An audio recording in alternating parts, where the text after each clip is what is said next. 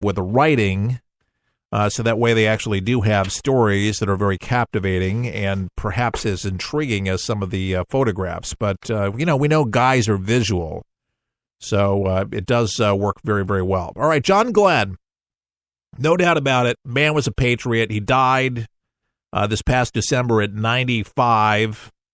So there's a graduate student seeking to, help out John Glenn and his birthplace in Ohio. Says the proposal that he proposed has been rejected. The birthplace of John Glenn, the astronaut.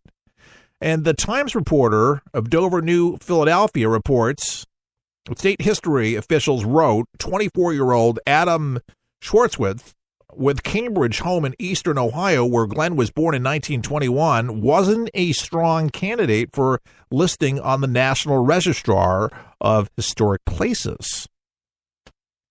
So the Ohio History Connection says that the National Park Service now views Glenn's boyhood home in New Concord, where he moved at age 2, as the most suitable for recognition. And so this young student is continuing to pursue a Glenn statue signature and historic marker in Cambridge to honor the astronaut and statesman who died December last year. God bless him. God bless him for his work there. So maybe the boyhood home and where he was born, both of them will be historic markers, and I believe they should be. Is his birth home? Why not? They do it for presidents. Why not for this heroic guy who set all records? And it's hard to believe because you remember John Glenn was reportedly pulled from flight status. Just worried with such adulation, if something should happen, if she should perish in a future mission. And so they called him out. This was John F. Kennedy during that time, if you could remember back in the day. But he went back up in a future mission, the space shuttle mission, which was great. But, he was out of commission for a while. But then he was a statesman. But what an illustrious career. And God bless the student for trying to honor his memory. It's a beautiful thing if you can do that. All right, so back to the story. This has got people talking and a lot of people to the left. Just anything they can get, anything they can do. And I think it's haters. People that just will never, ever make it into the White House. But Ivanka Trump she's getting a strong reaction online after this photo shoot. Great photo.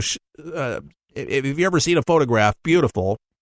It's with her dad and President Donald Trump and Canadian Prime Minister Justin Trudeau.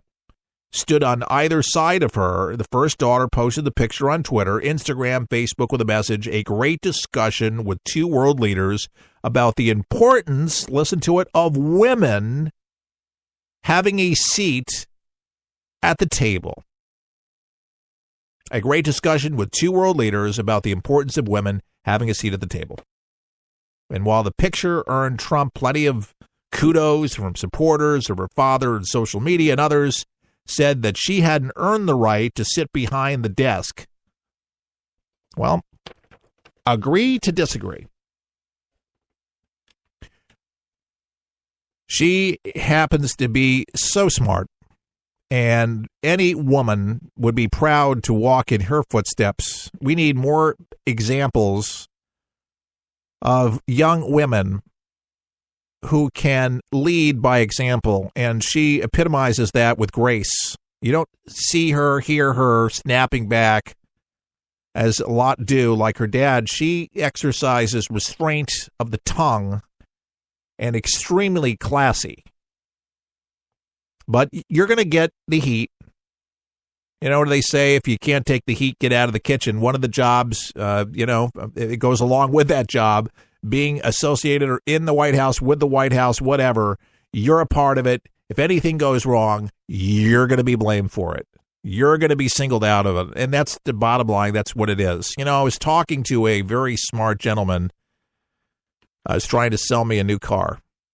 And he's African-American, middle class, and we were talking politics and all that. And he was asking me a bunch of questions. And he says, isn't it disheartening, though? Trying to make America great, and that's great. I voted for Donald Trump, by the way, he said.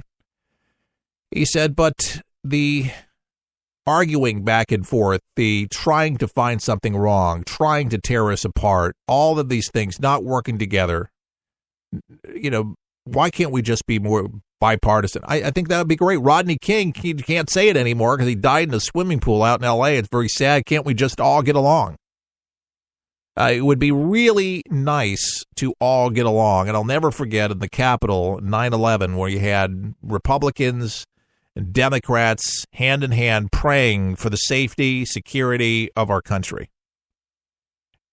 There's certain places, where we were united. There's certain places in time that we were. And, I think, if we would all just kind of look and say, as much as, divides us, it unites us. And I think that we have to do a good job trying to point out the good things that we both do on either side of the spectrum, even though we may not agree with all policy issues, is that really at the end of the day, no matter where you stand, we love our families. We really do love our country. We want a safe country. We want a prosperous country. We want a free country and a fair country.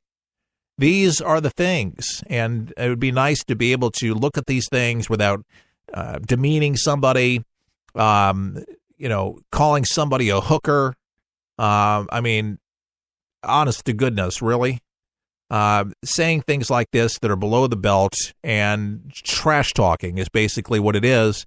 But to me, where people that do that, you have to consider the source. People that usually say things like this, do things, they're not happy with themselves. They're not happy that things have gone their way, so this is a backlash. And that a lot of people have not just woke up. It's like Groundhog Day. They're still there thinking that Hillary Clinton is somehow, they were in a bad dream, and there's Hillary Clinton. She's really in the White House. She's really there, but she's not. But I think if more people would come together with these common ideals, rather than antagonizing and hating and lambasting, it's a shame. But, politics is dirty, and there's no doubt about it. This is really how things go. They hated Ronald Reagan. They hated so many others. And then, I think people will eventually loosen up. I think they'll free up. And so anyway, back to the discussion, yes.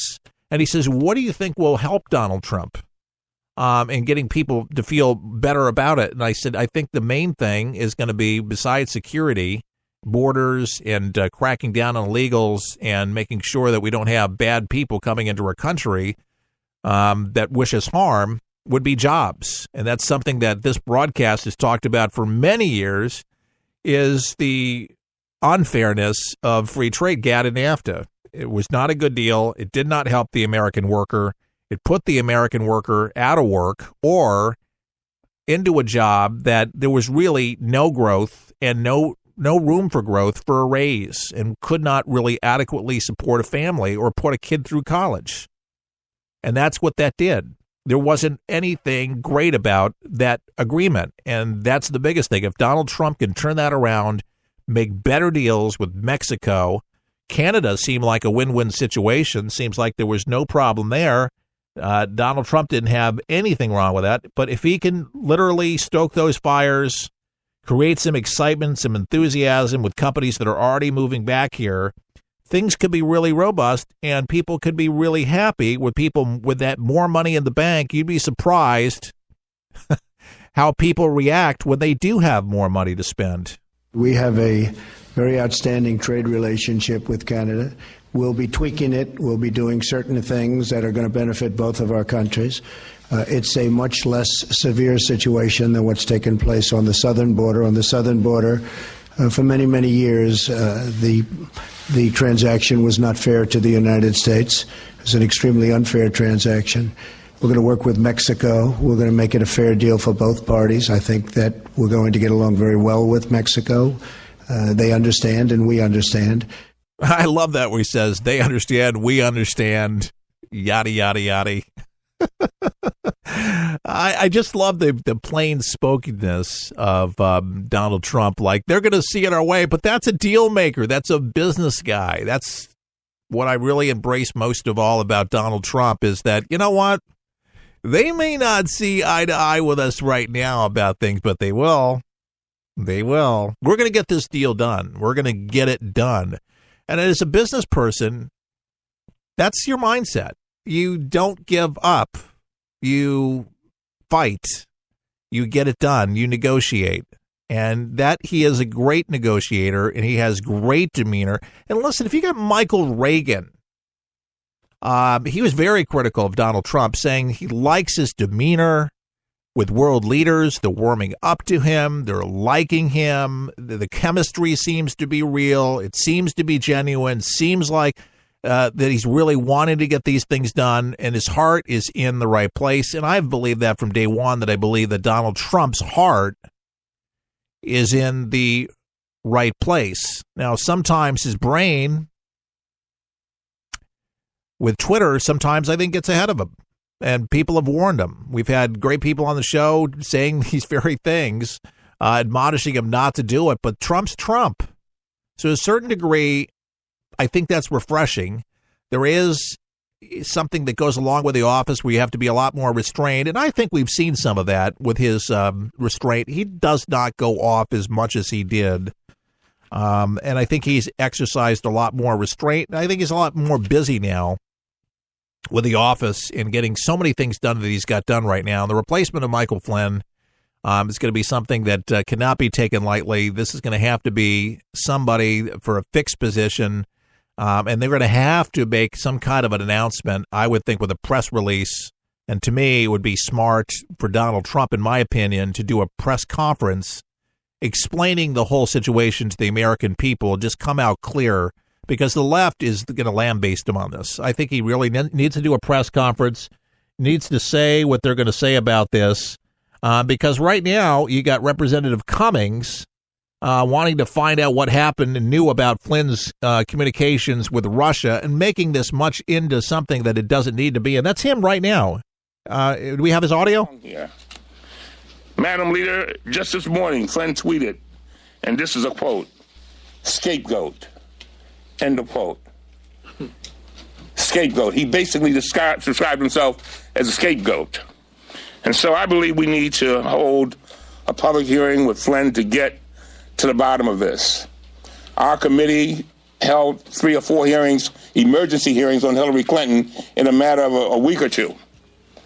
And if there was any emergency at this moment in the history of this country, this is the moment. All right, folks, like I told you, it's happening. It's a fluid situation. I was reading it all over the place.